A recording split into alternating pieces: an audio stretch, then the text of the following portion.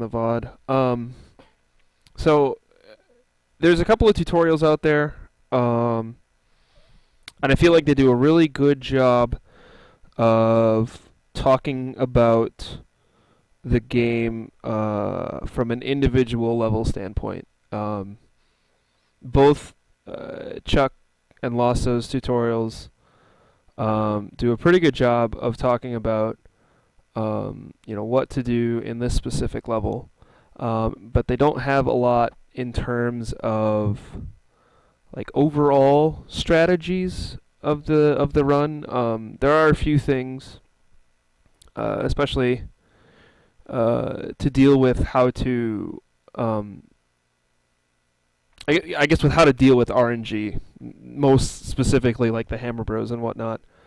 So what I wanted to try and do was to make a short little series where basically, self-weighted, where basically I just I go through a couple of worlds for I don't know, however long, and just basically talk about what you want to look out for in terms of RNG, how to plan for that kind of stuff, how to do any backups that may help you along. I think Cujo's route, if you read that document, Cujo's route does a pretty good job of discussing that as well. But if you're a visual learner like me, maybe this can help out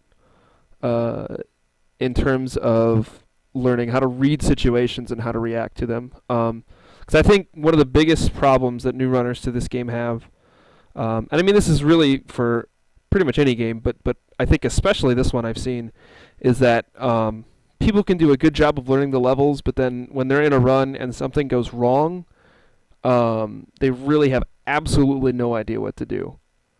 And I can see the panic set in people, and it happened to me too. That's why I can tell, is because I was in that exact same situation when I first learned this game. As soon as something went wrong, I didn't know what to do. So what I plan on doing is I'll go through the worlds, multiple times, without resetting or anything like that, just to kind of give you an idea of what your options are should something go wrong. And maybe that'll help people out in terms of getting more comfortable with the run, because this is a long run, and it can take some time to really get comfortable with it before it's just focus on execution. There's definitely this a period of where you're trying to almost fight the route, I guess is the term I use. I don't know if it's the best term, but there comes a time where you just start to understand, things start clicking, and then it's all just how you execute on the levels. And that's when this game really shines as a speed game, is when you can just execute every level back to back to back, and it's really smooth and all that. That's when it's really fun. So I'm hoping with this kind of series that this will help people along in terms of that, going from learning the stages to being able to execute runs. So we'll see. We'll see how this goes. If anybody has any questions, or if there's any other runners in here that feel like I've missed anything or anything like that, feel free to ask. This will be really, really free form. I don't plan on following any sort of strict type of thing here. Or if you have any ideas, anything that I might have missed, go ahead and shout it out, and I'll either say that it's a great idea and you're smarter than me, or you're terrible and you should quit forever. I'm just kidding. But so I'll start off on here. This is a Game Genie screen, as you can all probably see. This is for if you have a Game Genie and a cart for the system, but really no other way to practice. Or if you're like me and you've played on console for a while, a lot of people can't make that transition back to emulator in order to practice things. I know for me, like anytime I play on emulator, whether it's a randomizer or just messing around real quick that I need to test something, there's always I always have to kind of adjust myself, and then when I come back to console, I have to adjust myself as well. So when I do most of my practice, I do it on system with Game Genie codes. So these 3 codes that I've entered in here, I don't know which one is which specifically, but I do know what it will do. It will allow me to have access to basically like a world select at the beginning of the game on the opening title screen. I'll show you that when we get to it. It gives me every item in the inventory, as well as letting me reuse any of those items. So, you know, whatever item I want to have going into a level, I can have it at the ready. And then it also allow me to re-enter levels other than the forts and the airships. So if I'm practicing a fort or an airship with this, I have to suicide at the end of it. But any other level, I can re-enter. So if this is your only option for practice, or if you're so used to console, like if you really want to get used to console, this is probably the best way to practice. But your results may vary. So let's start ahead here. So this is the little title screen here. You can kind of see a little blip. Let me move it here. There's a little arrow. This basically is just the world. You kind of just have to know where you're at. So this is 1, 2, 3, 4, 5, 6, 7, and 8. You just kind of have to know. And then if you press the A button, you see the R above the bros is getting all messed up. That's giving me lives. So right now I have 99 lives as well. So if you're practicing with this, that's usually what you want to do, is just select whatever world, give yourself 99 lives, and then press start. So I'll go over this. World 1 is really, really straightforward in terms of overall strategy. But especially when we get to like Worlds 3 and beyond, things are going to change a lot. So I'll go over the overworld, go over your, you know, what levels you want to go and what to watch out for. But for World 1, this is going to be really simple. I mean, you're gonna go up 3-1. Actually, wait. Can I? Is my mouse? It does not. Let me get my mouse to show up here, and I'll just point it out.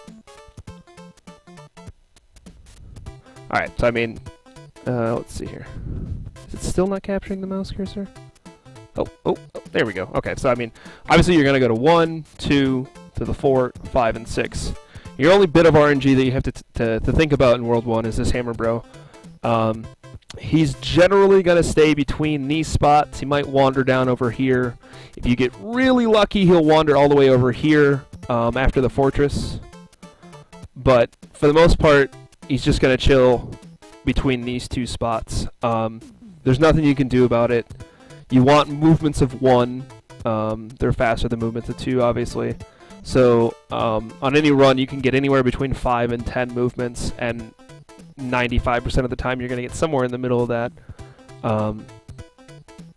So there is one thing to watch out for with this bro, but it's nothing you really have to do. It's just something to know, and I'll get to that when we talk about it. So I won't talk too much about individual level strats. If somebody does have a question, I can answer that for them, but I'm probably just going to breeze through the levels. If you really want an in-depth breakdown of how to do a level, you might want to check out Chuck or Lasso's tutorial for that kind of thing.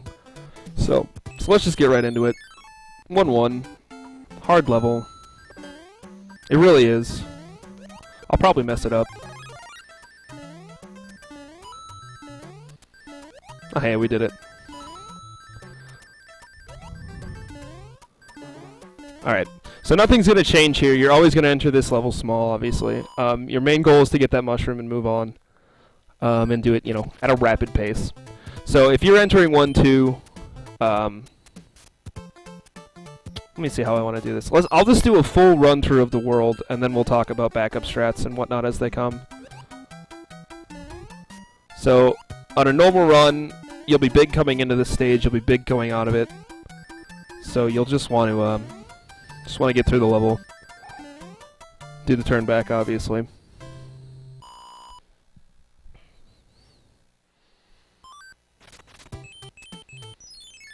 Fortress, you're going to come into this level big, hopefully. You're going to want to try and get the quick leaf here. It's always fastest to get this. It's always fastest to get this leaf and fly up and get the whistle. So no matter what, you're going to want to do that in this level if you absolutely can. Optimally, you're going to get it and keep your P speed and just fly up, but you might have to land and fly your way back up. That's fine. Entering 1-5. You're going to want to lose your leaf pretty soon, on that first hill really if you can, but then keep your big throughout the rest of the stage here.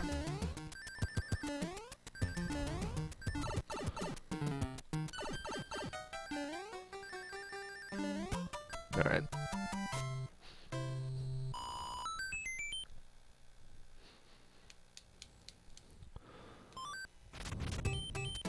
And then 1-6, you're going to enter large, and hopefully leave large as well. Again, this is, like I said, World 1 itself is pretty straightforward in terms of overall strategy, but it's one of the harder execution worlds. So we'll see what kind of movements we get here. We had 4, so he gave it, or we had 5. He gave us 6 there. Now this is the one thing you want to watch out for this bro. Depending on which spot on the map he's standing on, you can get an item in some of the boxes that he chills out at. The important one that you'll see in a normal Warpless run is this spot right here.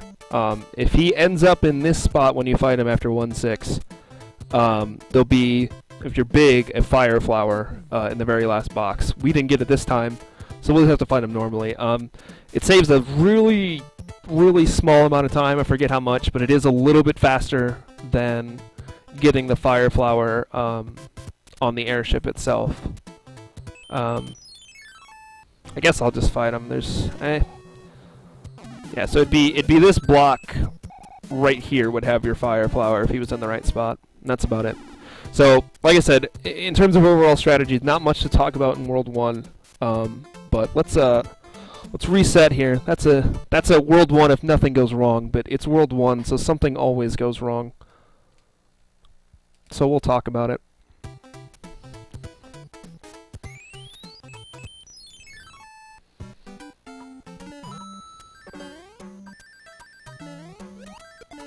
I'm actually surprised I got through World 1 without making any mistakes the first time. That was pretty lucky. So let's say you do something silly and you lose your big in 1-1. It's not the end of the world. But basically what I want to be able to show is where your backups are, what to do. So let's say you're going to 1-1 or you're going to 1-2, but you're small. What you want to do, your best bet here, is to get the mushroom about halfway through this stage. Though this one right here, if you do it perfectly, oh wow, which I did, you can actually keep your P-speed if you do those 2 bounces and make it. So that's if you end up getting hit in 1-1, which is very common, especially with that Koopa jump. That's your best bet for getting back on track, basically. Let's there's no small in this, unfortunately, so if I want to go small, I'm gonna have to just suicide, I suppose. Because like I said, best case scenario, you're gonna be big coming out of this world, but if for some reason you end up small coming into this fortress, there's another pretty easy backup strat. There's a mushroom right here. Just pick that up and you're back on your way. You will probably have to wait for that Potaboo to go around again, but other than that, not too big. And so yeah, this is, if you miss the P-wing, just go ahead and land, jump on that guy and fly up. It's always best to fly up and get the whistle. It's just a lot faster. It skips a whole room in a boom boom fight, so always go for that whistle.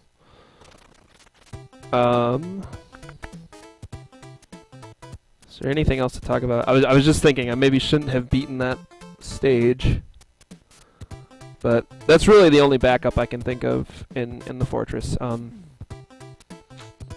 Yeah, not too much else is gonna happen there. Let's talk about some backup scenarios in 1.5. Let's say for some reason something happens to go wrong. You lose your tail, you have to fight boom boom, whatever. You come into this stage big, another pretty easy backup strat. You just want to slide all the way down that hill instead of running into the Buzzy Beetle, and then hopefully you can get your speed back. That's one of the backup strats you might want to practice. That's a tough one. There's some tough jumps to get your speed back there. But if you're able to do that, again, World 1's pretty easy to get back on track. A very common one, though, this is one I do want to talk about, is 1-6, because a lot of times you can run into something in 1-5 and get hit. So this backup strat is probably the one you might see most often. So that's the mushroom you want to go for there. I'll show you again how to get it. It's pretty straightforward and easy. You start your normal jumps. As soon as you hit that Koopa, just let go of A, and you just let the D-pad guide you to the mushroom. You'll just bounce straight off of that other guy and get it. And then you can continue with your Superman or your Clark Kent. Or your Lois Lane. I did that on purpose because I wanted to show this off again. Actually, I'm just waiting for that guy to get in a good spot. I do want to show off the getting the flower in that spot. That's about the only other thing to cover in World 1, honestly.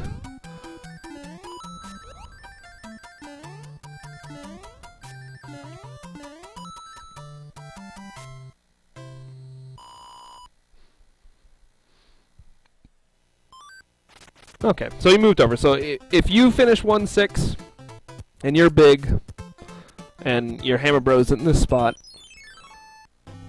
you'll do the fight the same way, but you're going to have a Fire Flower here. I believe it doesn't save any time, but if you do get it before the ending of the level, it kind of glitches out the sound. I think we used to think that saved time, but eventually we found that it didn't. But getting the Fire Flower there is still a touch faster than getting it on the airship. I guess I'll go into the airship. Yo, Chuck, thanks for the host. I'll go into the airship here. I think I can select. I think... I don't remember if this Game Genie code has power-up select or not. We'll see here. See if I remember the button code for it. Select? I don't think it does. Okay. If it does, I'm not remembering what the buttons are here.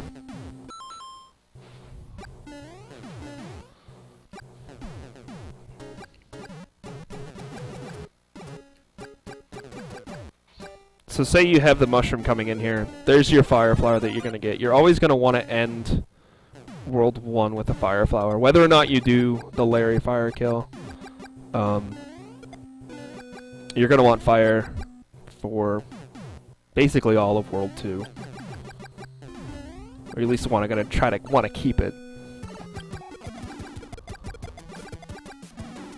I don't know fire kill. That was a complete guess at how to do it. That's one of the things I want to teach myself before the tournament starts.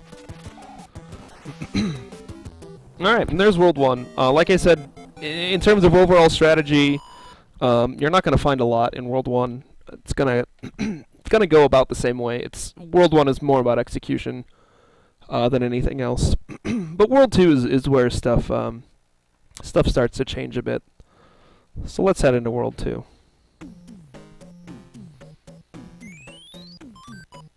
Alright, now optimally you're gonna enter World 2 with a Fire Flower, as I said. The real bad thing about World 2 is the only Fire Flower in the entire world is on the airship. So if you lose your Fire Flower at any point, you're pretty much just going to be stuck with Big Mario until you get on the airship, or worse. So let me think here. I can't scroll over. I guess we'll talk about the overworld here and what you want to do. You get 2-1, obvious. Yeah, beginning is pretty obvious. 2-1, 2-2, 2 Fortress, 2-3. It's the second half of the screen that I'm going to have to talk about a little bit as it comes to it. This bro right here, this is your music box. Generally, you're going to want to skip this guy.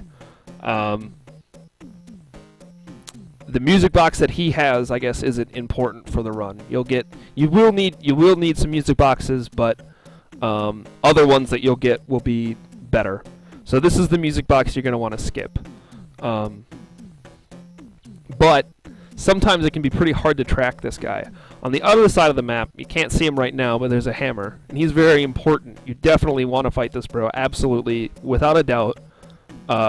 It's 100% worth it to do whatever you can to fight this bro. Unless there's some really, really odd out there scenario I'm not thinking about right now, but for the purposes of this tutorial, I'm going to say fight the hammer every time you're in World 2. So let's just get into it. Like I said, I probably won't focus too much on level strategies. I think that stuff is covered pretty well elsewhere. I guess there's a slight variance in my strategy here, having fire versus not. So I guess I can go back into that level as Big Mario. Actually, I'll go through the world again here first, and we'll talk about it. Alright, so we got a pretty common start here. A lot of times that music box likes to walk off to the right side of the screen. And at this point,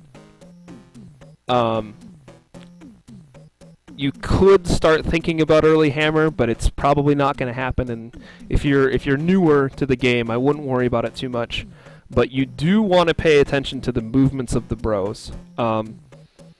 Basically, what I do is I count in my head when I hear them. When I hear the sound, if any bro makes a movement of 2, that's the sound. You'll get a longer sound. If all of the bros that are around make a movement of 1, you'll get a shorter. So you'll get the sound for the longest hammer bro movement.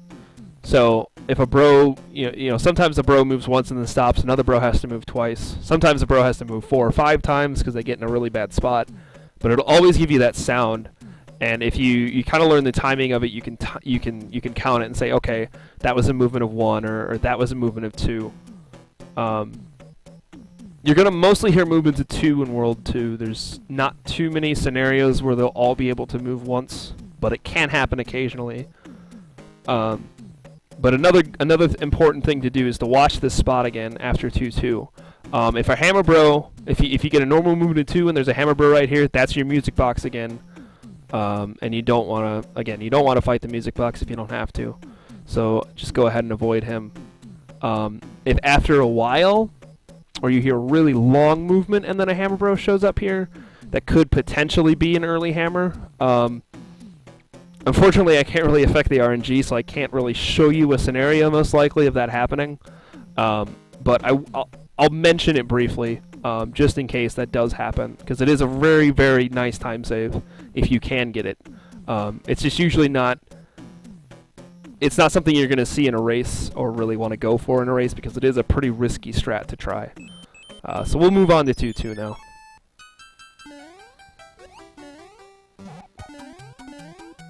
Ignore level strats in case they're bad.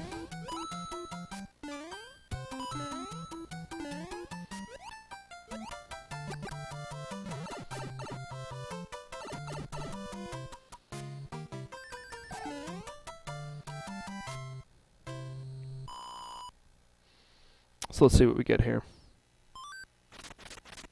So that was a movement of 2. You kind of heard 2 little shuffles there. So that means that all of the bros have, or at least one of the bros has moved twice. But where they are, kind of can't know as of right now. Let's just go into the fort. This is probably the biggest reason why having fire for World 2 is important. Getting the fire kill on Boom Boom. I hit the wall pixel, nice. Getting the fire kill on Boom Boom is probably the biggest time save fire will afford you in this world. So if you do lose fire after the fortress, it's not going to be as big of a deal. But as long as you keep it through here, it's going to be the most help.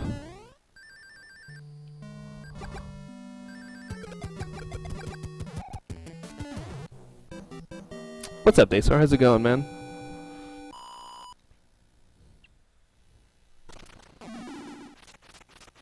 Okay, so that was another movement of 2. Now, funny I should mention it. I'm trying to think if it's possible.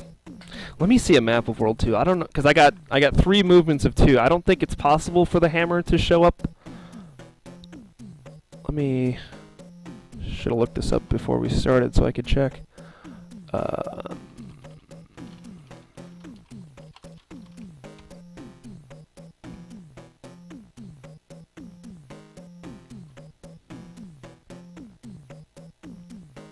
Is there a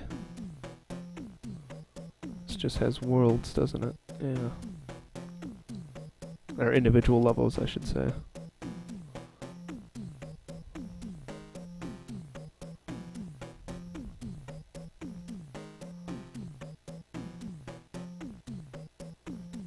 Overworld maps.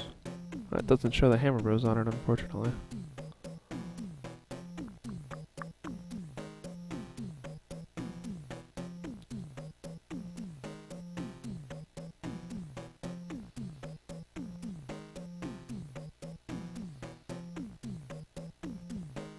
How big is this picture?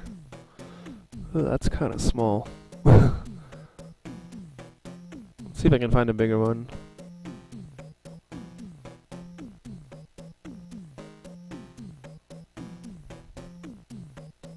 These all have the Hammer Bros in different spots as well.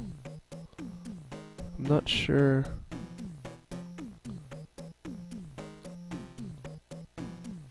Let's take a look at this one. No bros. If anybody knows of a good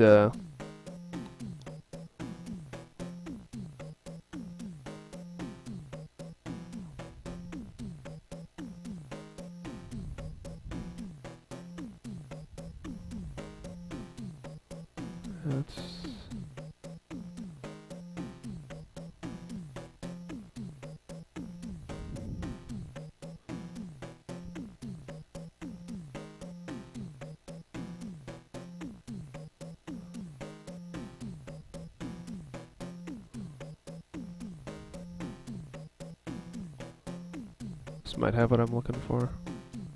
Let's take a look at what we got here. This doesn't have bros either. I'm finding a bunch of maps here, but none that have bros. I wanna take a look here to make sure that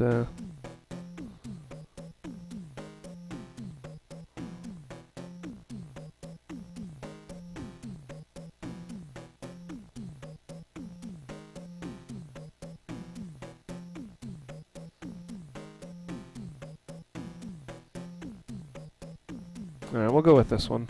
Oh, it's really small, but it'll have to do.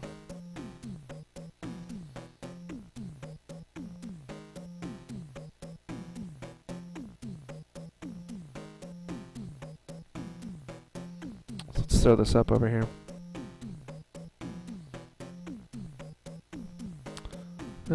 Is my mouse not showing up now? Oh, it probably isn't if I have that up, is it?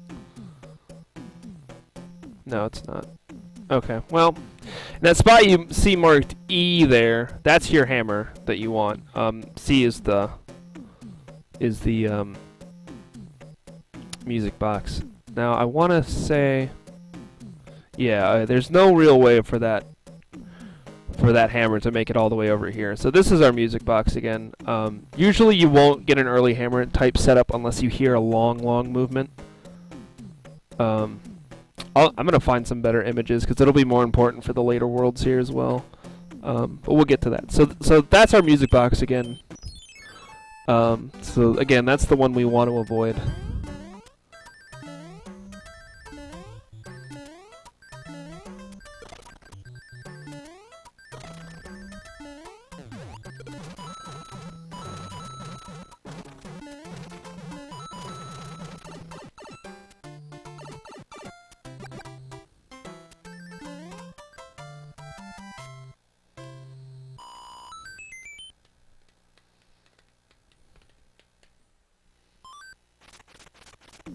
Okay, so that was the first half of World 2. That one is pretty straightforward. The really only overall strategy you really want to think about is dealing with the music box and the hammer. But a lot of times, if the music box doesn't immediately move over past 2-3 on the first movement, a lot of times he'll move over to the right and stay over there. And there's always going to be kind of a big... you're going to have to kind of quickly assess what's going on in the second half of the map as soon as you scroll over. So now in this situation, since we knew that the music box was right here, the last level, there's obviously no way he's going to end up all the way in the corner. So this is our hammer right here. This is the bro we want to fight. This is the music box. This is the one we'd like to avoid. So your next level after 2-3 is going to be the quicksand. 2-4 and 2-5, in terms of how much time they take, there isn't a huge difference. I believe 2-4 is like slightly faster, but it's not enough where it's going to make or break your run. So generally what I do is I pick the level that is going to give me the safest route to this hammer. So right now it's looking like if I go to the quicksand and the 2-5, that's going to give me the best option to get to the hammer and skip the music box. That might end up changing, especially with the way they're set up now. They could end up swapping positions or something like that. But for now, we're going to continue on. Like 2-5 is our best option.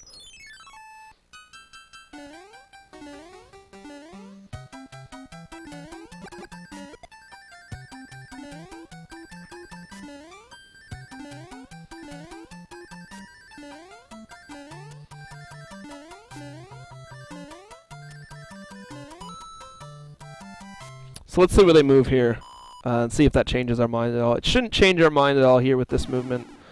Just give us panic. That's about the worst movement we could have gotten, is for them to walk close to each other. Still, our best bet here is going to be to go to 2-5 and hope we get a decent movement this next time. As long as our hammer here moves down. He can go left, he can go down again. As long as he just moves down, then we'll be okay. We'll be able to skip past the music box without any problems. But if he moves up, we're going to have to be hoping for good luck again in order to get the bro we want and skip the bro we don't want.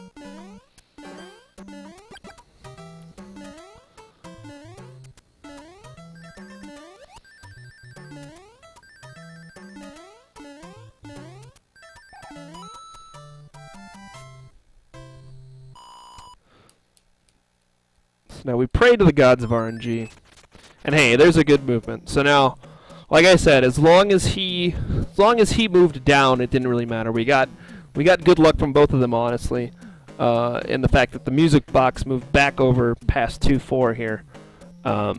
So he's definitely out of the way. But the hammer bro being stuck here as well is good. That means we know for sure we're not going to have any extra map movements to track him down or anything like that.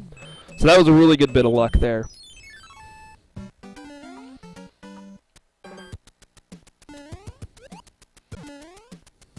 Ignore level strats, because they're probably bad. Dude, nice. Dude, nice. We're in there. I haven't used this shell in a long time, so I figured how to jump with it.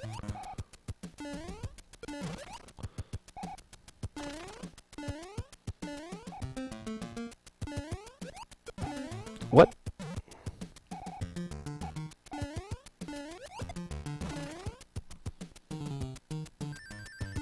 Oh, I will talk about one other thing in the pyramid here. I should mention it next time. I didn't really mention it all in World 1, but it's usually not a problem. But I should talk about coin chips. That's a pretty overarching thing. I think the other tutorials go over it as well. But it is something I'll bring up. I should bring up spots to adjust blocks and coins. So this is our hammer. Everything turned out nicely in terms of the hammer row luck for this world. And then, like I said, the only fire flower is on the airship, so that's where we'd get our fire flower back. So in terms of overall strategy, that was a pretty good world too. I obviously went really slow because I was talking about stuff. But that's the general gist of a decent World 2. So let's talk about some backup strats and whatnot. Alright. So let's say you enter World 2. You went for the fire kill on Larry, or you just had a bad hitbox in general, and it didn't turn out well for you, so you ended up big. In this scenario, you really don't have a whole lot of options. You're going to have to just do the levels like you were Fire Mario, but you just don't have fire. So any instances in the levels where you might use fire, you'll just have to change it up. So like here, assuming I have P speed, instead of shooting fireballs, I just have to jump over those Goombas. Just just little things like that. I would say any level that you normally have fire for, just be wary of the instances that you might not have fire, and kind of play off of that. So we got another Hammer Bro moving away from us. But for a lot of the worlds, or a lot of the levels in World 2, being Fire Mario and being Big Mario is about the same. It's not going to change things massively. Probably took that hit on purpose.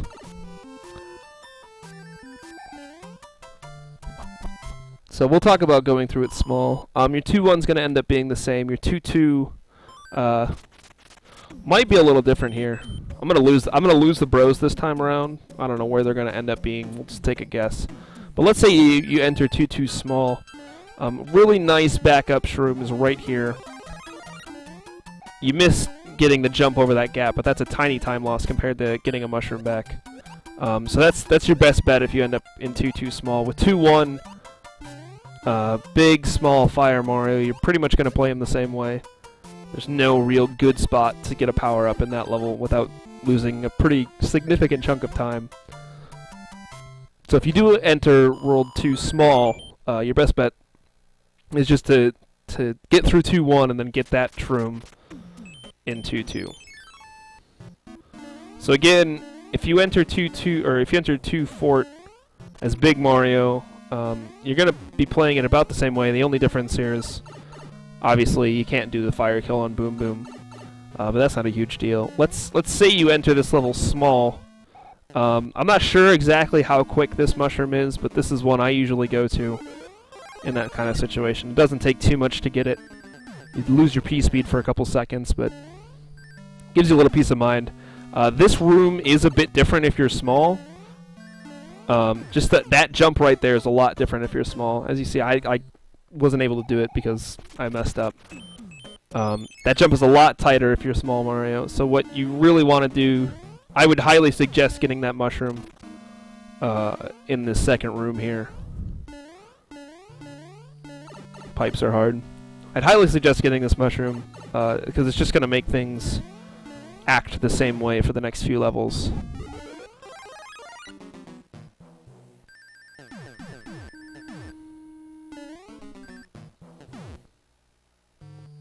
Actually, it would be nice if I could just die enough times and bring the hammer over. I don't know how many times that would take, though, to at least give you guys an idea of what early hammer looks like and what to do in those kind of situations. Let's try for. Actually, you know what? I'll take a look and see where he is here. Okay, so he's probably over on that right side over there. I'll just take some suicides in 2-3 here. Or not. It's possible to die in this game. Okay. I'll take some suicides in 2-3. I'll see if he wants to try and make his way over here. I think I'm actually going to go in this pipe so the screen doesn't scroll every time.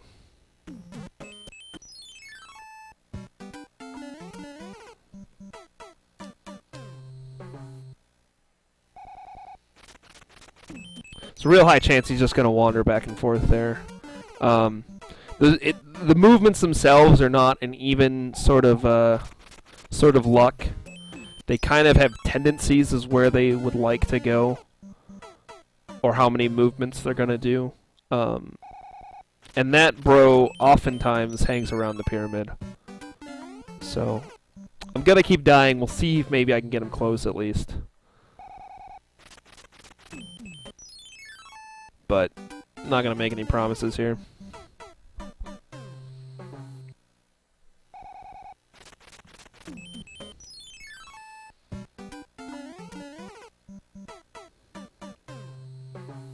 I guess I could just use the inventory one to talk about it. Yeah, he's not coming anywhere close. Okay, so now there is a very small possibility. I think it's somewhere around 2% from basically what people have said. I don't know if anybody's actually went and gone and calculated it, but there's a very small percentage that hammer will make his way all the way over and either end up on this space in between 2-3 and 2 sand. That's a lot of times where he's going to end up after you finish the fort. If he gets into a marathon with this guy. There is like a very, very, very, very, very tiny rare chance that he'll end up here, I think, or here, one of these two spots right before 2-3. But basically, if that happens, and you can kill him either before you do 2-3 or before you do 2 sand, you'll get an early hammer. And the best place to use that hammer, if you get it before 2-3 or before 2 sand, is to use it right here and skip all the way over to the pyramid. This will skip, as you can see, either this will skip 2-3 if you hadn't done that. It'll skip the sand level and it'll skip your 4 or 5. The downside is you have one less hammer and you'll have to do a stage later on in the game. But the upside is definitely worth it. In terms of newer runners or just people that are in a race scenario, I guess, it's usually not something you want to do because a lot of times you have to at least suicide once. Like I said, there is a very, very, very, very tiny scenario chance, even within the scenarios of getting early hammer, of you not having to die for it. So it's not anything you'll ever probably have to worry about. It'd have to be a really, really long marathon, and then you'd have to usually guess, I think. I don't know if you can know for sure if you got the hammer deathless or not.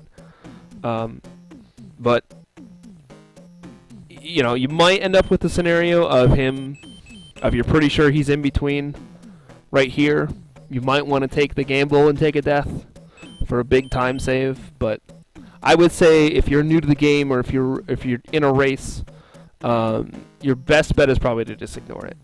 Now, if you get to 2-3 and then he shows up here, then I would say it's a good idea to go ahead and fight him. Skipping the sand level and your 4 or 5 isn't as big of a time save, obviously, as skipping 2-3 as well. 2-3's, I believe, the longest level in this group that you skip for it. So you miss the biggest chunk of time save, but it is still worth it.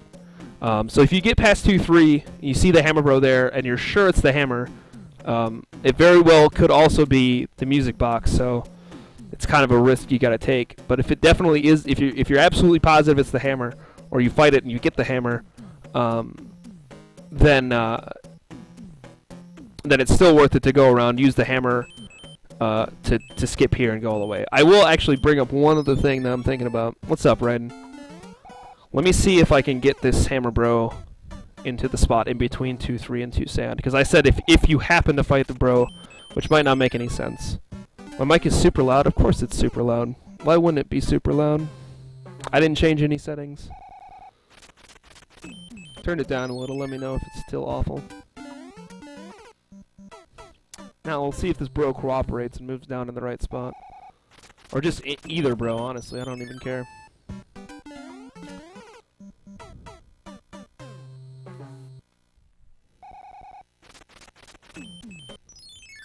It's way better? Alright, cool. Might just be that the Amarek is quieter too, so just the balance is bad. Hey, there's a switch. So you kind of heard that as well as saw it, I hope. That kind of longer shuffling animation. That wouldn't be something you would hear if you were over on this other side of the map. But you would hear it, that it's longer. That would let you know that they switched. So that'll play into your strategy here. Dude, thanks, Clay. Okay, so now, of course, as soon as I'm going to talk about something else, we get lucky and the bro. So that's our hammer. If we happen to finish 2-3 and all that, we could get him. But let's. I'm going to show something else off here. Ignore the cloud for now. But we're just gonna. I'm just gonna need to move past 2-3. Now, on any spot like this. If you're ever on a spot where the bro is on the very edge, here, right before the screen is gonna transition over, what you can do is you can just hold the next button that you're gonna go. So like I just hold right there, and I just skip over the bro. So that's really useful if you know that the music box is right there, to just be able to skip over him and ignore him.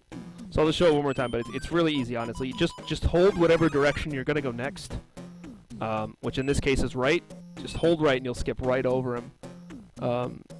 For some reason, you can buffer your input, I guess, before they try to do collision on that. And that'll actually get this bro stuck if you have 2, 3, and the sand level done, because the bro can't move over a completed space. Okay, so let's think here. I'm trying to think of any other scenarios here. 2, 3. 2, 3 is going to be the same level. There's really no backup power-ups to get in 2, 3 that don't save any time. Same thing with the sand level. If you're not Fire Mario, you can still play it the same way, and everything will be alright. Trying to think. I would suggest not going to 2-4 unless you're Fire Mario. That's definitely the harder of the two stages between 2-4 and 2-5. So unless it looks like you're absolutely not going to get the hammer without doing a lot of movement unless you go to 2-4, I would lean towards going to 2-5. There is one backup mushroom in this level right here, but I'm not really sure if that's worth it.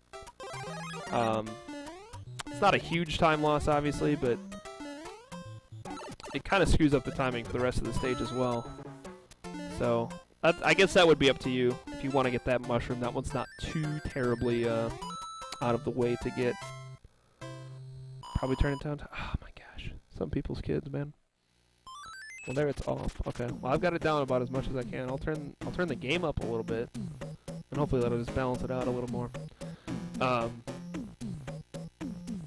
Okay. So yeah, 2-5. There is that one backup mushroom, but it's not. I don't know exactly how much time you're losing on that. I would say that's kind of your own preference as to whether or not you want to go for that. We'll talk about a couple of things in the pyramid here. There are a few things I want to note.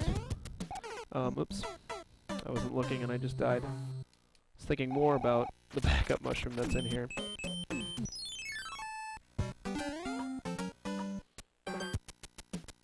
So really, a mushroom that I see a lot of people go for is this one here. I don't know, I usually don't go for this one. So I don't know, I'm sure there's a faster way than what I just did of how to get it. But that is one option that you have for backup mushrooms.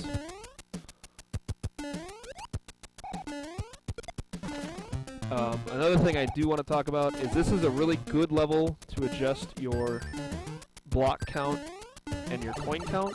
So if you know, depending on how many... I really thought there was a button to change what power-up I had. Maybe this isn't in this set of Game Genie codes. But it's obviously hitting different bricks. If you're Big Mario, hitting a certain amount of bricks to change your score by 10 is something that's pretty useful to do. And also, if you happen to come into this level with a multiple 11, you can really easily get this invisible coin on your way and bring you back up to 1 plus that multiple 11. So, since you don't really have to worry about a coin shift in World 2 anyways, because it's not going to happen, you can usually just hold off until you get to the pyramid to get yourself set up correctly. I'll talk a bit more about that as we get into World 3 and World 5. Those are the two big spots for coin chips. But I'm gonna go through this world maybe once or twice more. Hopefully we'll see some differing bro patterns here, so I can kind of give you an idea of what it's gonna look like. But that's kind of the general gist of World 2 in terms of overall strategy, and just backups to go for.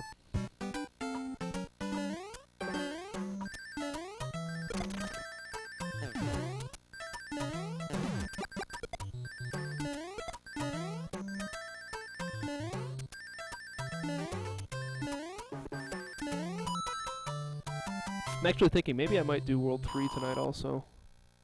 I got through World 1 and World 2 pretty quickly. Okay, so here we got another situation. There, the music box moved past World 3, or Level 3 on his first movement. So there's a good chance he's going to hang out around here, and we'll be able to track him really easily. We won't have to worry about thinking where each bro could be. Yo, 291 pipe, we're in there. So we'll see what he does here. Even if he does move back past 2-3 and then runs away, there's not too many places he can really go. So tracking him will be still pretty simple. If you get a first movement of him going past 2-3, you're usually going to be in good shape for easy tracking.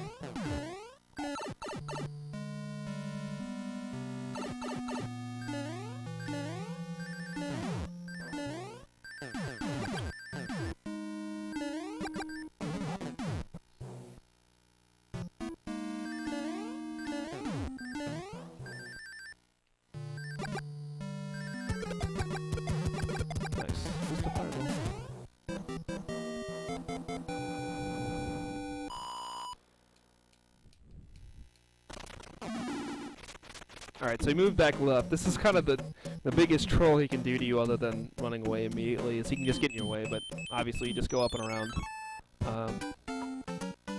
But you got past him, so now basically you just want to follow the hammer bro. Whatever side of the pyramid is on, that's kind of what you want to aim for when you get to your 2-4, 2-5 selection.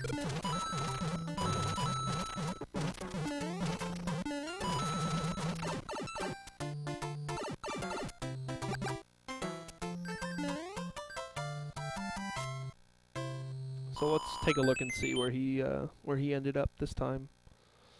All right, so this time he's potentially closer to 2-4. We'll see where he moves after the sand level. He could change his mind here.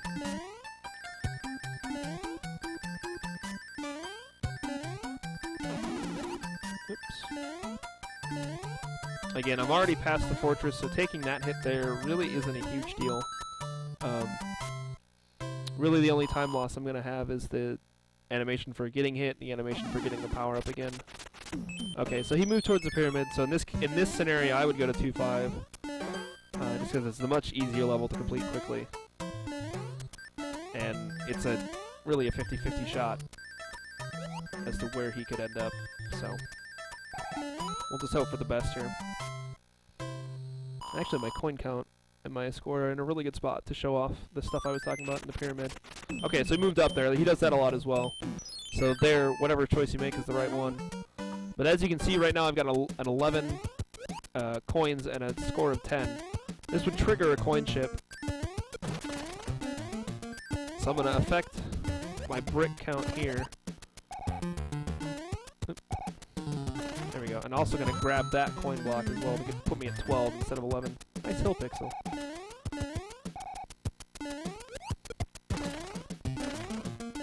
So actually, I could have probably passed that one up, given that I would have been at a 1 or a 6. But you know, it's something you just want to use the pyramid to get yourself into a safe spot in terms of score and coins, and those are your two basic ways to do it. All right, let's do one more. See if we get something different. Otherwise, I think I'm going to move on to World 3 tonight, actually. This went a lot faster than I thought. There isn't really a whole lot going on in 1 and 2 in terms of big strategy. So, alright, so lost my fire right away in the beginning. So some slight changes in level strats that really don't make any difference. But I won't have that fire kill on Boom Boom. I'll just have to be Big Mario for the whole world.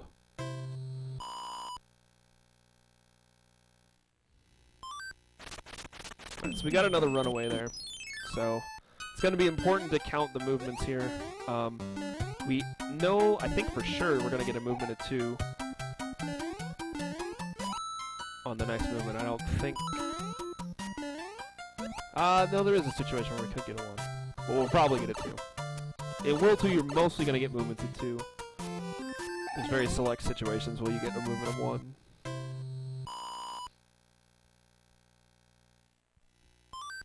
So 1, 2. That's our music box back again. There's no way the hammer can get over there in 2 movements, so we know that's the music box.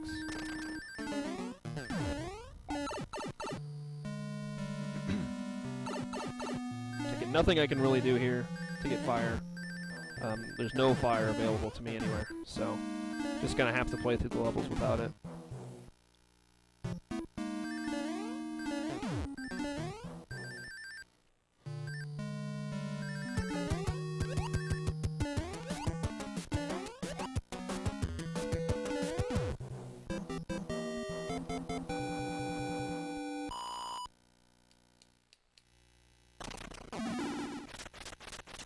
Alright, so nice movement there.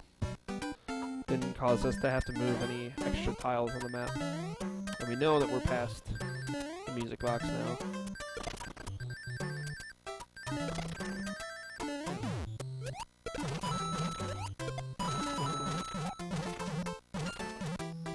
don't know what I'm doing here.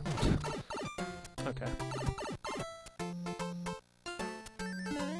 2-3 is one of those levels where if you get off on your rhythm, you just completely lose track of what you're trying to do. That was the case there. Alright, we got another case where he's over by the pyramid, so this is, again, another 50-50. I feel most of the time you end up with just a 50-50 scenario, or a 2-5.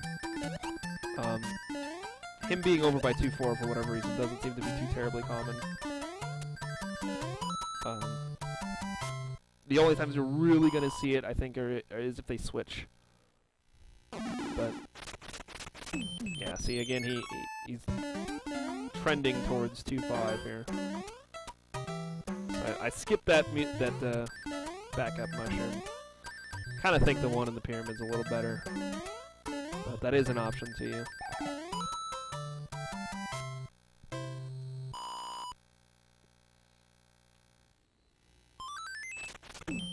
Alright, so we made a good choice there. He's right in our path.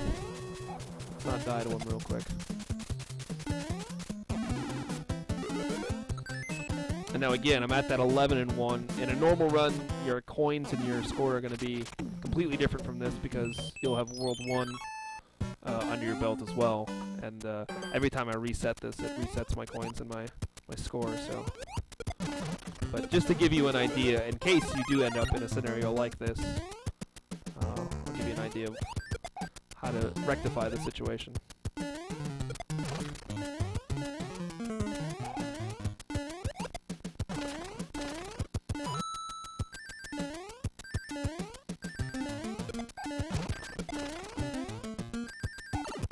Alright.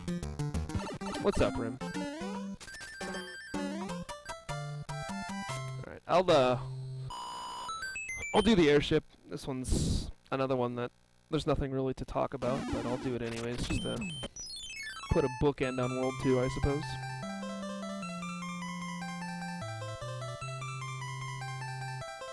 And then, yeah, I'll move on to World 3 as well tonight. Maybe I can get this done. Maybe I can do this as like a 3-part. I was thinking about doing this like 2 worlds, but this actually might work out better because World 4 and World 5 are very connected in terms of their strategies, so maybe being able to do both of those at the same time will be nice. So yeah, I'll just go ahead and dive into World 3 after we finish this World 2 here real quick. World 3 is really where the overall strategy starts to come into play. Oh nice, I got hit.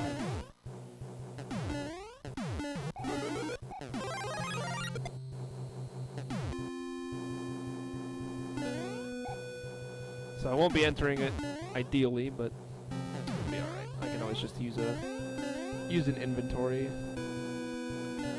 Fire a flower before we start.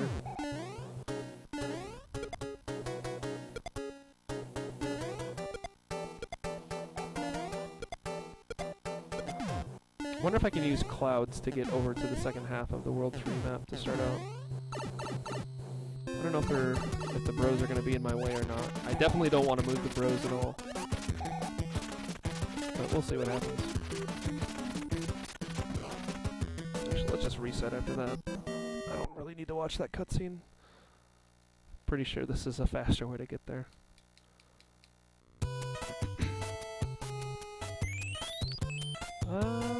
Yeah, I can get over there. Okay, so we'll talk about this first screen here.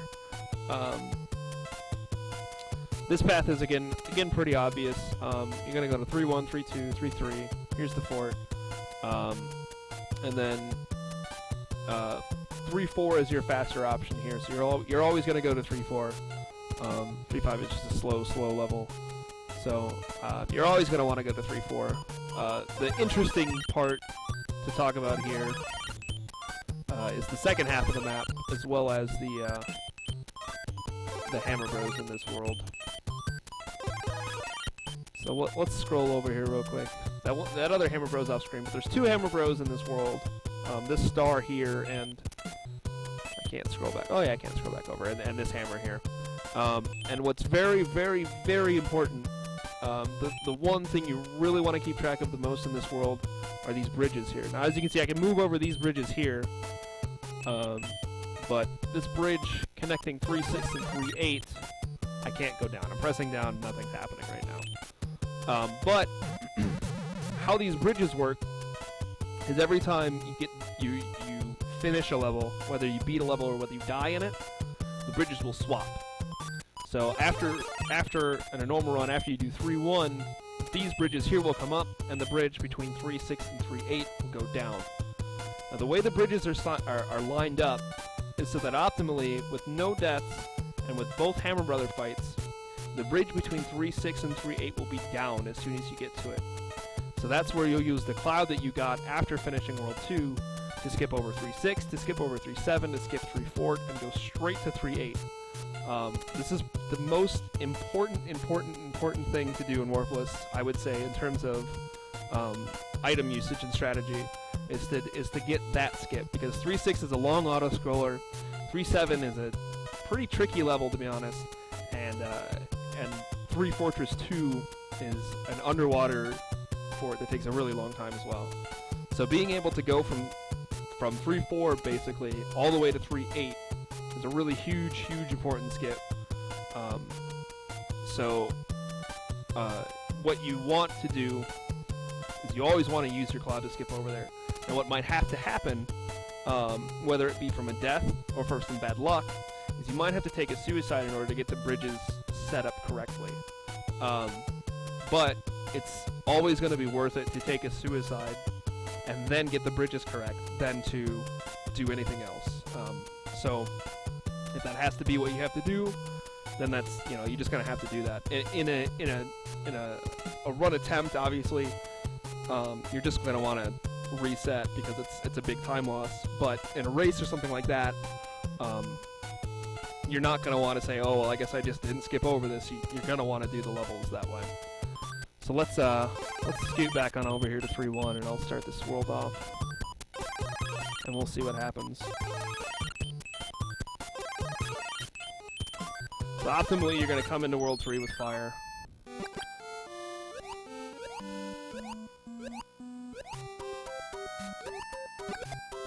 So we'll just go through this world.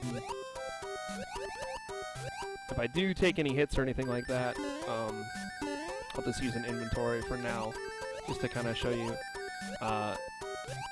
In terms of your power-ups or anything like that, nothing is hopefully going to change in this world.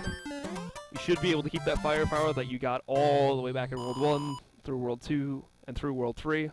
That's your best case scenario. But you won't see any in Warpless. You won't see any changes of what power-up you're using for which level. Unless you're trying to get back to Fire Mario. So this first movement we got here was a good one. This bro down here, he's always going to move up. There's nothing you can do about that. But this is not the one we're worrying about. The chances of him getting all the way here, I guess I'll talk about why it's so important to keep track of the bros here. Because sometimes, this bro over on the right here, this star bro, he likes to skip past over 6-6 and go over and hang out here, hang out here, anywhere over here on the other side of 3-6.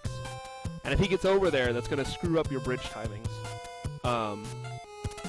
So, that's 100% up to luck. You can't really do anything about it if he does that, other than adjust your route for it. But if he's nice, like he's being so far, he'll hang out down in here, or he won't go, he won't go past. I don't know what your odds are, what your chances are of him running away.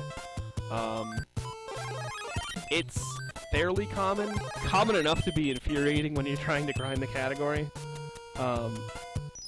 I would say common enough for you to want to know what to do in that situation, because it isn't like an early hammer where it's a super rare occurrence. It does happen enough times where you really do want to pay attention to it and be ready to change what you're doing in case that happens. So again, I completed another level. The bridges will switch yet again. I guess you probably saw it, but the one between 3.6 and 3.8 was down when I went back over there. Now it's back up. He moved back over towards that corner. You don't want him to be up in that corner. If he's up in the corner, then that's his chance to get away. So if he starts moving up towards that corner, I mean, there's nothing you can do about it, obviously. But you just have to sweat it out. There might be an option. We'll see if this happens. There might be an option to change kind of what you do in order to prevent him from running away. But I'll get into that as we get there. For now, you just gotta go 3-1, 3-2, 3-3. There's nothing you can really do in terms of making sure he doesn't get away. It's just up to luck. Alright, so that was another good movement. He got away from the corner, basically. That's all you can really talk about. And that bro down there, a lot of times he's just going to go up and down in those two spots. Occasionally, oops, I jumped way too early. Occasionally he'll go up past the fort and wander around a little bit, but I'd say 9 times out of 10 he's just going to hang out in those two spots and not cause any trouble.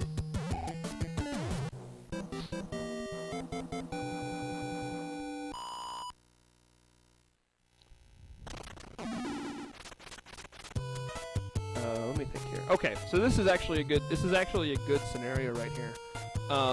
Now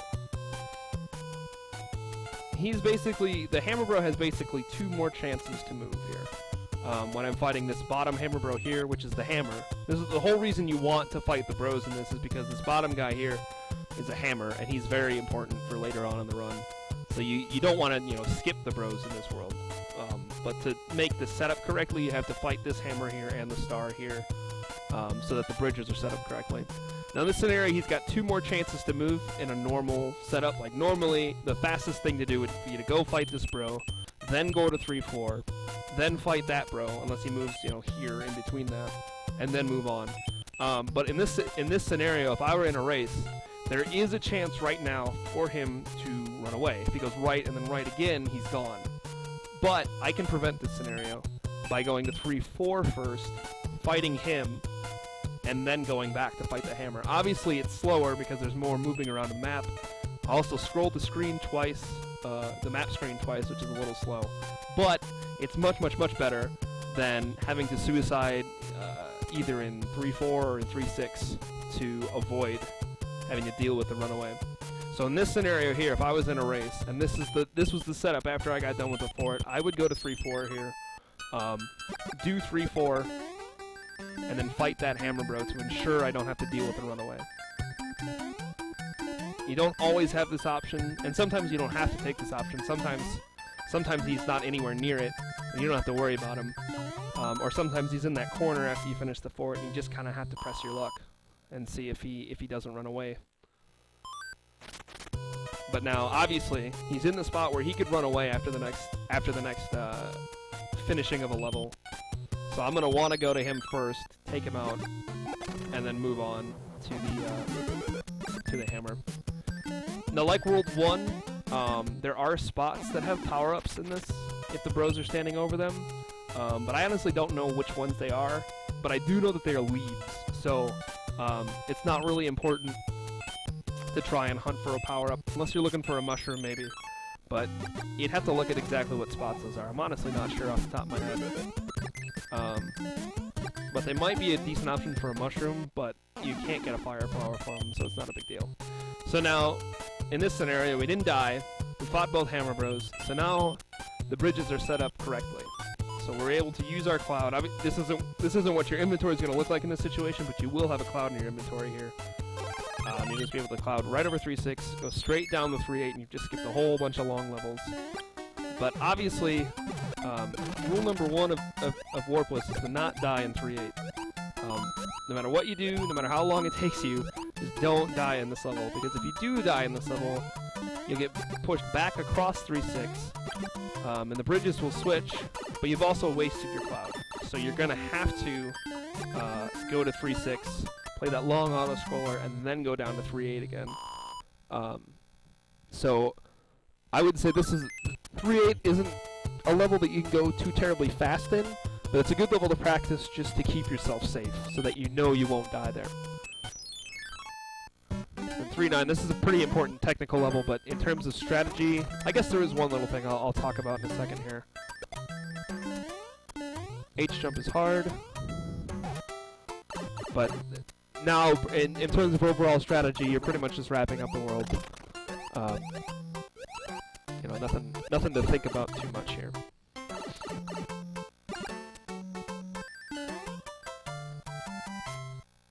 Alright, and that's it. After that, you go down that pipe, and you go fight Wendy, and Wendy sucks. We'll talk about Wendy in a minute.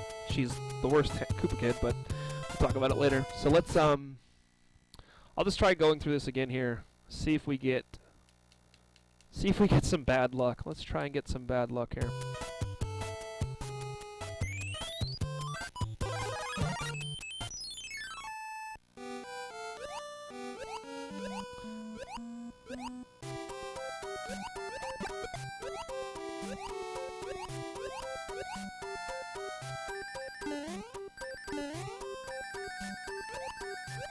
Try to go through this one more time without pointing out any backups or anything like that, and then we'll talk about should you not have fire, kind of your best option for getting it back. I'm sure now that I want him to run away, he'll stay put. He never cooperates, so.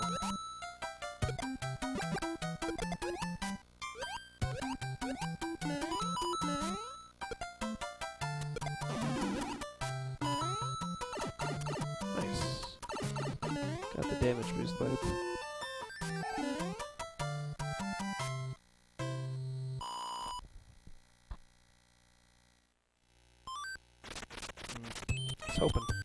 hoping, man. I was hoping he'd take out. You did see the hammer move up there. He will occasionally move past the fort, but it's not too terribly common.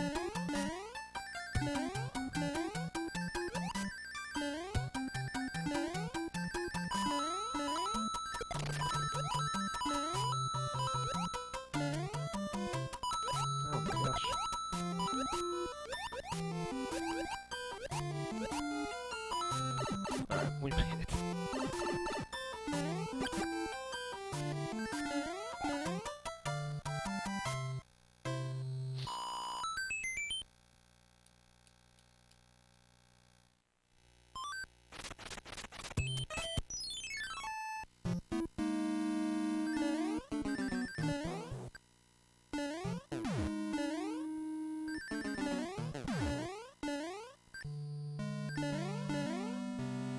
I'm also definitely using this time to see which levels I need to practice.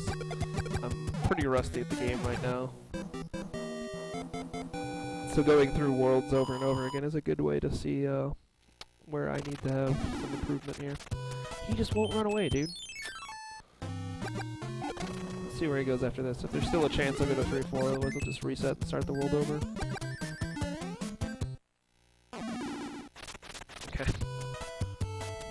So that was a spot of real good luck there. He decided to just stay put. Guess I don't need 99 lines here, but...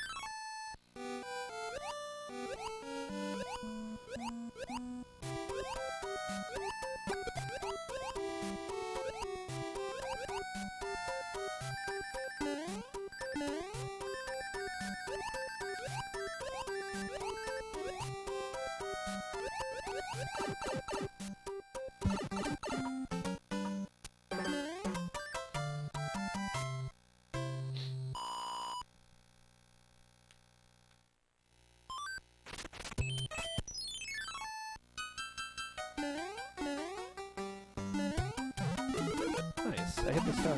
Sick. Well, here's a backup card. I'll talk about that more later, but we'll just get that one for now.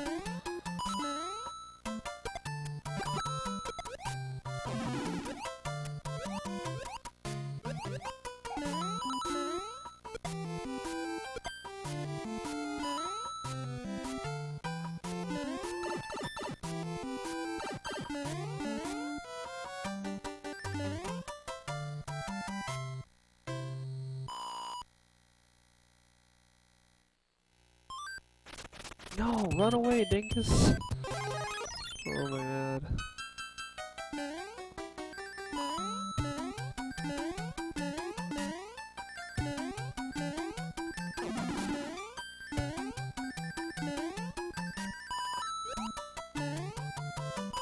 No.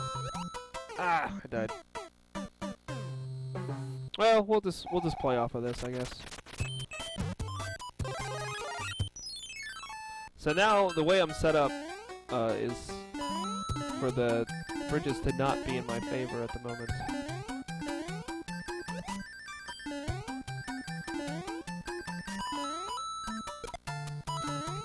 Cannot do this jump tonight.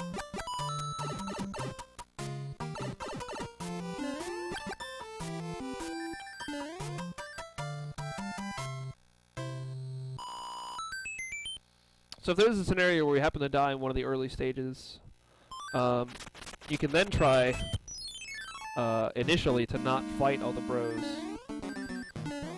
You obviously do still want to fight that hammer. So if you die like twice or something like that, then you're gonna want to be back in the fighting both bros camp. But if you do have one death in the early part of World 3, your best bet is to look to skipping the star and just fighting the hammer. Hey, there's a runaway. So sometimes he'll do that. In this scenario, it's actually good because I had a death earlier. But normally that's not what you want. Okay, and a lot of times if he runs away, he either comes back initially like the first time, or he's gone for good. So like in that movement there, pretty low chance of him coming back. I'm not sure exactly where he is right now, but the chances of him coming back are pretty slim right now. And then you'll just have to... Getting that star back is a very easy thing to do. I'll talk about it more when we go through 4, 5, and 6. So yeah, he's all the way over there. But because of the death, this kind of played out. So this is kind of the same scenario as not having an early death, but you'd have to suicide. So let's say... Maybe I should have just gone and fought him. Let's do that instead. I don't see too much of a difference, but might as well.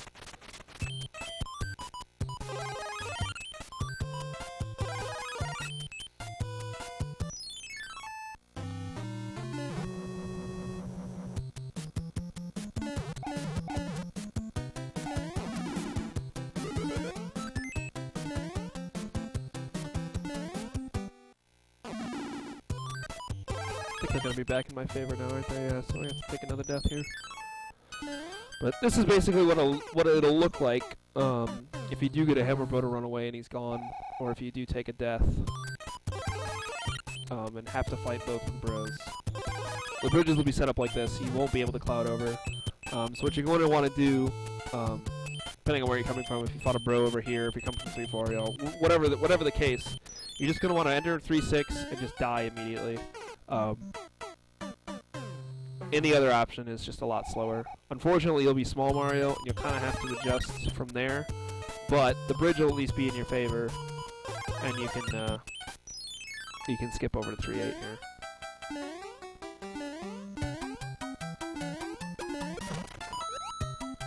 Again, very, very, very important to just not die in 3-8. You got to get through it slower. That's absolutely fine. The number one goal of 3-8 is to get through it without dying.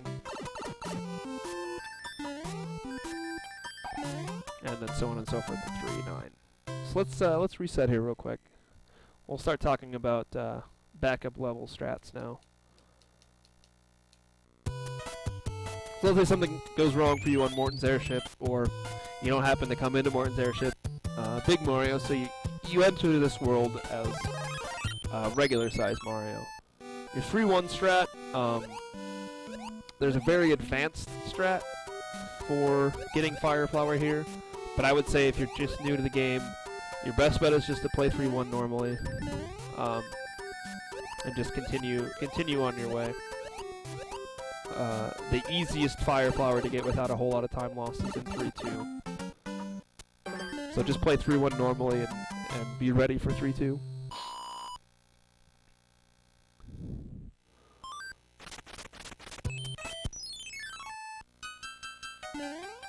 So moving to 3-2, this Fire Flower is a nice one to get. I'm not really sure if it's faster to land on this donut and write it down, or to take a short jump here, hit that, and then kind of run around. I don't think the time difference is that big, so just do whatever you can do faster, or whatever feels better to you, and then just continue on your way with the level. If you do rely on these cheap cycles, they will be off if you have to get the Fire Flower. So you kind of gotta play it by ear a little bit more if you get to get the Fire Flower here. But it's not gonna be too much different. At least for me, there's only really one spot that I really plan on the cheeps being in a certain area. So if you come into, let's reset again here. I started in World 1. That's not where you want to start when you want to talk about World 3. So let's say some stuff really goes wrong for you, and you end up entering World 3 Small Mario. What's up, Horsehead? What I'm doing here is I'm kind of just talking about more overarching strategies. There's some nice tutorials out there. Actually, let's just reset this before so I can actually explain what's going on here.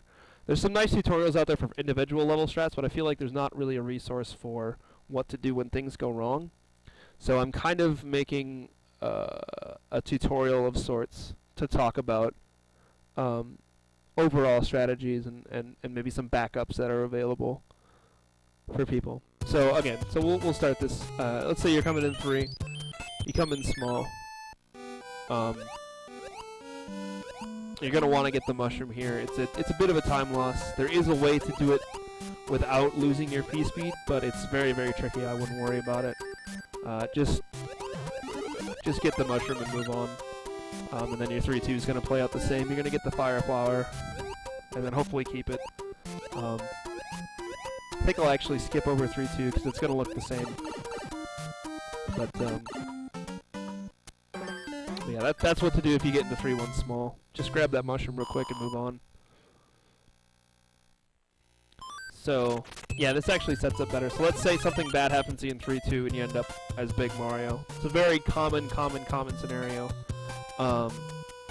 Just because the cheap hitboxes in 3-2 can really troll you.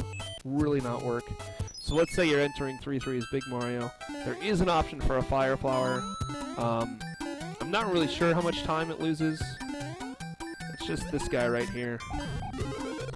There's probably a faster way to do that. But if you do get it, make sure you hit this P-switch. Oops. Let's say we didn't get hit there. So you can regain your P-speed running on these platforms. And then I jumped a little early there, but you do want to kind of time that out. So you can just get into the pipe as soon as the P ends. I'll do that level again here real quick to show it off. Just to get an idea of what's going on. I believe that's the fastest. I believe that's the least amount of time loss in order to get Fire Flower back in this world. I believe.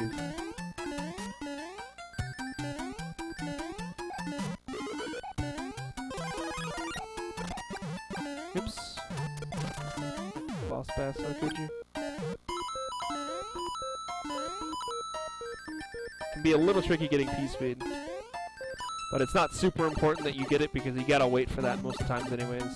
Got a little lucky there that they were moving down so I could jump over top of it. But so that's basically what you want to do in 3-3. You come in as Big Mario. Or you can just try to do the level normally and just keep going. The really only time loss you're going to have is by not being able to fire kill Boom Boom. Which, you know, take it for what it's worth. If you want to risk going for it, I think it's overall faster to get that fire flower, and then have the fire kill for Boom Boom. But the risk to reward there is maybe a little strong. Just depends on what you're comfortable with. What's up, Lasso? Thanks for the host, man. So the fort, there's really no differences in strats here. There's no easy backups or anything like that. So either you're going to come in with fire and get a fire kill, or you're going to come in with anything else and not. So there's nothing really to talk about there. Let's go to 3-4 here. Because 3-4 there is some backups available to you. The tutorial is terrible. It's the worst tutorial I've ever watched in my life. I'm just kidding. So if you come in as Big Mario here in the 3-4, that block right there is going to give you a fire flower. And if you do like what I just did there, I'll do it again so you can see it. But if you do something like that, it's a really quick way to get that fire flower back. You really don't lose much time, and then you're back on track again.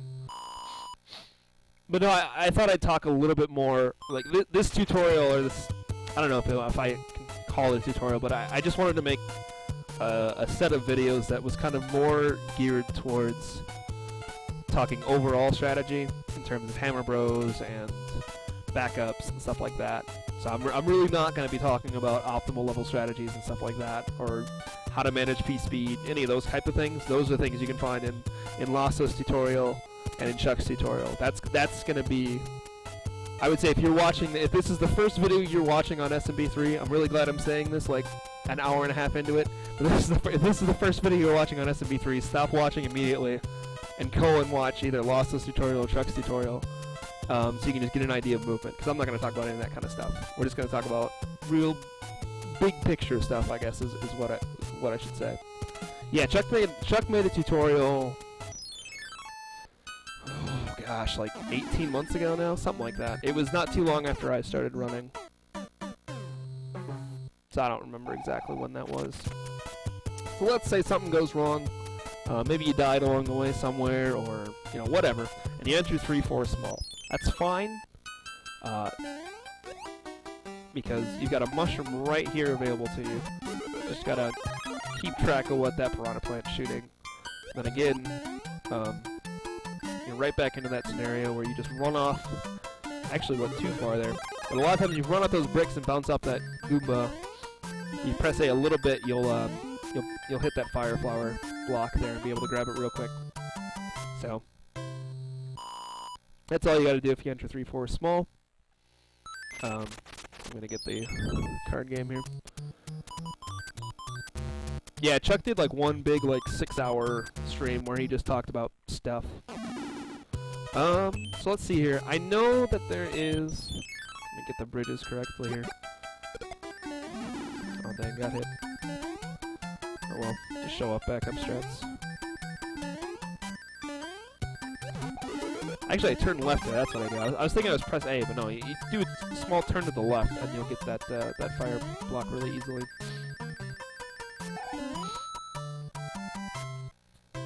I guess I could talk about coins and whatnot in this world as well. I'll come back to that, though. Oh, look at this jerk. Getting in my way now.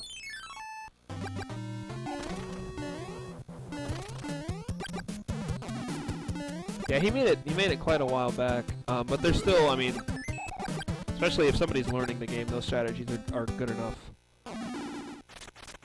to get you what you want, what you really, really want. Gotta practice those fireballs.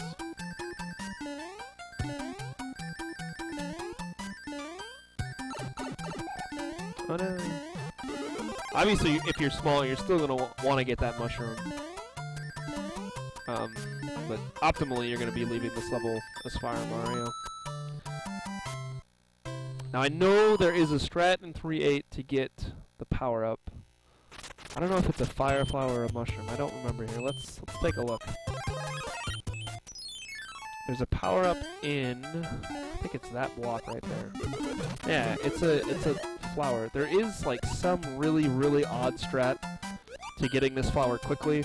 I'm trying to remember who came up with it now, and I can't think of who it was off the top of my head. But I would not suggest that unless you're pretty familiar with what you're doing. Regardless of what power-up you have coming into 3-8, your main goal should be getting through the level. I wouldn't worry early on about trying to grab fire here. But 3-9, there is a nice power-up to get. It's I would say probably the most important part about World 3 if you're just learning this game. It's very important to have fire for Wendy. Unfortunately on Wendy's airship, she won't give you a fire flower, you get a leaf. So I would say if you're starting out here, forego going for the H jump and get this fire flower. You can do what I did there, land on top of this here and just let it drop out and grab it through the bricks. I believe that's the fastest way to get it. You're going to have to go through the bricks anyways, so you might as well have the fire flower waiting for you, and then just get through the rest of the level. But I would say that that's probably a better idea than trying to do the H jump. And obviously, if you don't have fire and you miss the H jump, then go back and get that fire flower. That's going to be the best thing for you, because trying to jump kill Wendy is a real pain. Being able to fire kill her is a lot nicer. So I guess we'll talk about coins and coin ships in World 3 here. I'll reset again. Probably the one thing about this setup is that it's not a really good thing at showing this. But I will show some spots where you can take a look at your coin count and your block count in case you needed to make adjustments. There's really nothing in 3-1. I guess I should have just skipped this level. I'm so used to just going into 3-1.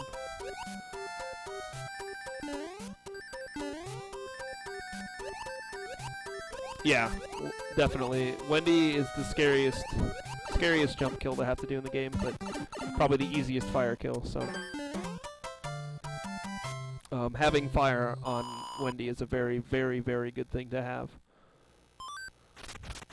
Alright, so we'll talk about 3-2 here. You can't really control the coins you can get, except for one spot here. I wouldn't really worry about it. Like, you might get a coin or two there, you might get some of these coins, you know, blah blah blah. Whatever, how many of these coins. But right here, these 3 coins, you might want to take a second or two just to practice getting 2 of these coins, or making the jump getting all 3. Just something like that. In case you're at like in case you come into this and you have like 9, you want to grab all 3 and get 12. If you got 10, you want to grab 2 to get 12. You know, just something like that. Those 3 coins is something I use a lot in order to adjust my count as need be. I wouldn't worry about it too much, unless honestly the real big thing there is if you were on like an 8 and you don't want to get an 11 to only get 2 of those coins. I think that's kind of the bigger spot, because when you get into 3-3, depending on how you do 3-3, you're gonna get a real lot of coins. Normal strat with the P speed through the whole level. Oh, nice, I fell through that, sick. Has a lot of coins. Not doing this right, but I'll kind of show you. Like, you're getting coins early, you're getting coins here, you're gonna get some coins here. But the place that you're gonna want to adjust is this wall here. This is another thing, maybe you want to take a second or two, just practice getting all 4 of the coins, practice getting 3 of the coins, just kind of be able to think about getting a different amount of coins here in order to affect your count. At least to just get it off of a multiple of 11. I would say in World 3, the most important thing is to just get it away from 11. You don't have to worry too much about being at like 11 plus 1 or anything like that. Just get it, just be okay with 11. The only real spot you have... Does this work? I don't think it does. I don't know, whatever this could be doing. The only real spot you'll have to adjust your bricks is in the Hammer Bros themselves. So the score you kind of come in with at the beginning of World 3 is going to be the one you're going to be at for a while. But once you're in one of the Hammer Bros, definitely adjust your bricks there. So like, I probably should have hit 1 or 2 more there, as you can see with my coins and my score. I'm in danger kind of right now at getting one. Where if I would have hit another brick or two, I'd be just fine. 3, 4. Let me think about 3, 4 actually. And practice this again. Mess it up again.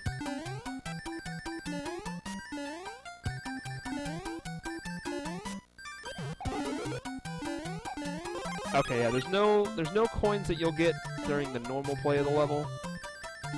But you will always, I think, get 2. Oh no, I got 1 there. So here we go. Here's would have been a coin chip situation, except I had a score of 5 there. So pay attention to that about getting maybe 1 or 2 coins there. And then by this point you'll have fought the last bro, so you can stop worrying about coins and score for another world and a half, basically. So just little things there. Honestly, as soon as you kind of get into the flow of a run, you can see where your problem points are in terms of coin chips popping up and kind of adjust there. I don't think I've gotten a coin chip in quite some time, just because eventually you start doing the levels the same way over and over and over again, so you kind of get used to it.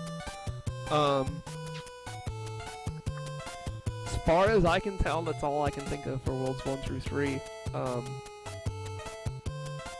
This is probably the easiest of the sections in terms of overall strategy, because you've only used 1 item up to this point, and in terms of collecting stuff, you pretty much want to collect everything. You just don't want to skip that music box bro in World 2.